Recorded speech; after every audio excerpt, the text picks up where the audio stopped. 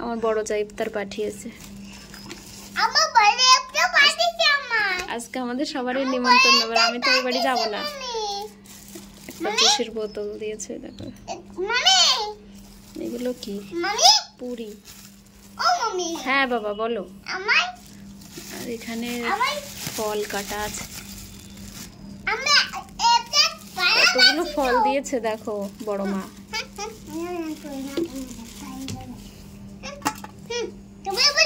এইটাই চপ দিয়েছে মনে হচ্ছে তো, তাই চপ। এটা নিশ্চয়ই বাড়ি বানায়নি, কেনা চপ দেখেই বোঝা যাচ্ছে। আর এখানে হচ্ছে পুরি। এটা কি সবজি আছে দেখি।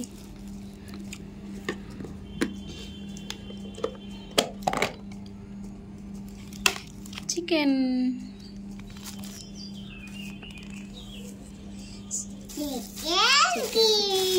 সবজি, কত ফল,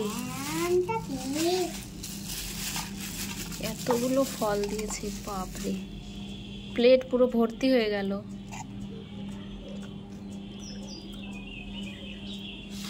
চিকেন,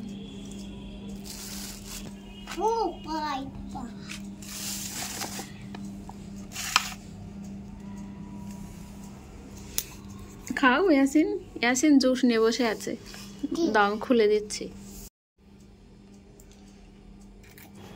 ঘরের অনেক জিনিসই চলে এসছে, তোমরা সেগুলো দেখোনি কারণ আমি ভিডিও করিনি। যেদিন ইয়াসিনের পাপা খাট নিয়ে এসেছিলো ওই দিন কিন্তু বৃষ্টি হচ্ছিল, বৃষ্টিতে ভিজে ভিজে ও নিয়ে এসছে, নিজে রিক্সা করে গিয়ে ওগুলো নিয়ে এসেছিলো। তো ওই দিন রাত্রে পানির মধ্যে মানে জিনিসগুলো রিক্সা থেকে বয়ে, মানে আমিও নিয়ে আসছিলাম, ইয়াসিনের পাপাও নিয়ে আসছিল। তো ওই সময় ক্যামেরা কি করে করব, ওই জন্যে, কারণ ওটাও একটা স্মৃতি ছিল। সেটা শ্যুট করলে বেশ ভালোই হতো, যে জীবনে কত আর স্ট্রাগল করতে হবে আর কত করছি, মানে স্ট্রাগলের আর শেষ নেই। তো সেগুলো, আর এই যে আজকে অনেকগুলো জিনিস চলে এসছে, কারণ আর দুদিন পর ঈদ। তো আমার ফ্রিজটা তো অবশ্যই লাগবে ঈদের দিন সব কিছু রাখতে। তো বারান্দার অবস্থায় যে হলরুমে আমরা ইটগুলো ভাঙছিলাম, ইটগুলো ভেঙে খোয়া বার করে তারপরে ভাবছিলাম এই মেঝেটা ঢালাই দেব। তো খাটটা আজকে আনা হয়নি, খাট নিয়ে আসবো পরে। আজকে অনেকগুলো জিনিস আনা হয়েছে, তার ভিতরে মেন যে জিনিসটা সেটা হচ্ছে আমার ফ্রিজ। ওটা আমার খুবই প্রয়োজন ছিল। তো ওটা অনেক নোংরা ছিল, ইয়াসিনের পাপা পরিষ্কার করছে, পুরো নতুনের মতো চকচকে বানিয়ে দিচ্ছে। এই বাড়িতে এসে কাজ যেন শেষ হচ্ছে না, কাজ একটার পর একটা লেগেই আছে। কোথাও মাটি তুলে ফেলছি, মানে একটা জিনিস মানে কতবার করে, প্রায় 8-10 বার করে সরাচ্ছি আর এক জায়গায় রাখছি, এরকম হচ্ছে, মানে কাজ গুছিয়ে পারছি না। আর এই যে নাসরিন আলিশা গতকালকে এসছে, আমি বলেছিলাম ঈদের 2 দিন আগে নিয়ে আসবো। তো ওরা এসছে, আপাতত আমরা এক ঘরেতেই সবাই থাকছি।